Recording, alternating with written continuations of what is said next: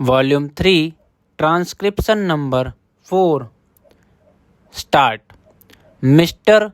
Vice Chairman, the Delhi Corporation and the Congress Party and also the other political parties in the corporation, in the last corporation, as well as in the present, one appointed one committee from the corporation consisting of all the parties, which was to consider and decide what amendments they wanted in the Municipal Corporation Act. In the present corporation, also a similar committee is there which has been examining the desirability of introducing new legislation to amend and improve the functioning of the present corporation. That committee is deciding and considering this issue, and its proposals and suggestions will be sent to the Home Ministry very shortly. The Home Ministry is also very anxious about that various amendments should be brought forward and that the act should be improved so as to make the corporation very effective and efficient. The Home Ministry have asked for suggestions and proposals from this committee, and the committee is also anxious about it. That being the case, I think that this bill may be postponed pending the consideration of all the suggestions which will come not only from this committee but from the Home Ministry. The Home Ministry themselves have quite a few proposals in view to introduce so as to take care of the various language lacunae that are there.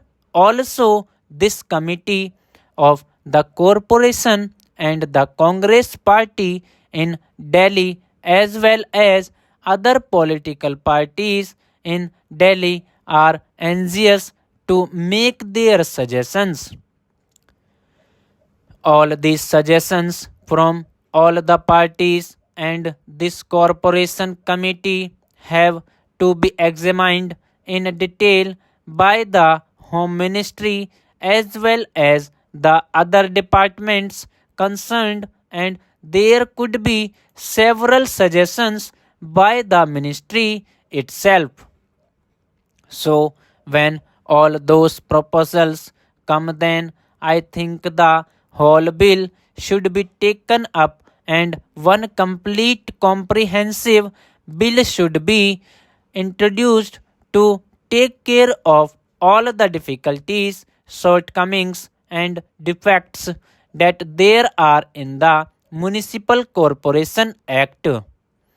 I may only briefly touch some of the difficulties that we have been facing for a very long time.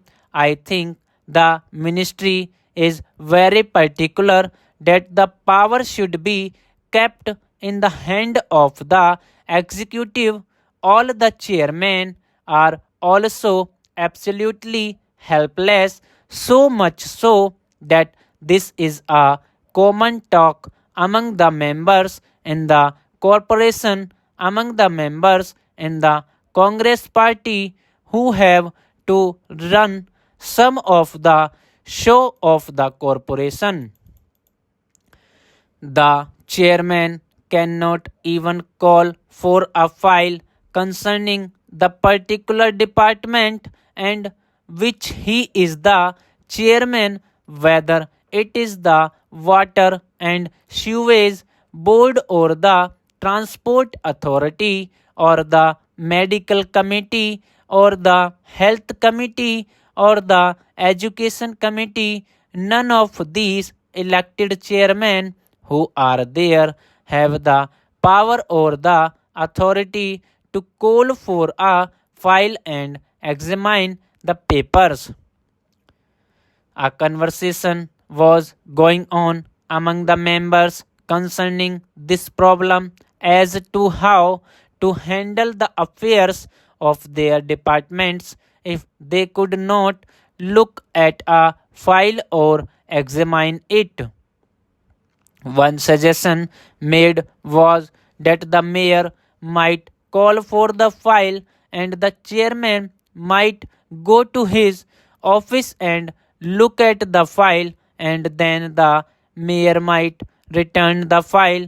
I think it is a very ridiculous situation where you have all the 80 people sitting in that corporation hall with no powers at all when the bill was passed and the corporation was established. I am very sorry to say it was a very nice toy given to the people of Delhi with which they might strike their heads, over which they might quarrel and fight and deteriorate the whole business. It is because they have nothing to do, they have no powers. Then, as our experience goes to show, the machinery of the government is generally not so cooperative. The government are not at all interested in seeing that the corporation's function should be successful or efficient, or that the corporation should succeed by and large, and very unfortunately they rarely want that this whole show should be going well. They just as well want to enjoy the failures of the corporation and laugh over them and even propagate the failures everywhere in public and in private here and there. It is very discouraging, very bad for the morale of the administration and the public at large. Unfortunately, it is like that. It is a fact to reckon with. It is a situation to be faced. Resolutions have been passed by the corporation for so many years, for 3 years, 4 years, and so on. But I think half of the resolutions have not been implemented. Provision has been made in the budgets for various things, but the money has not been used.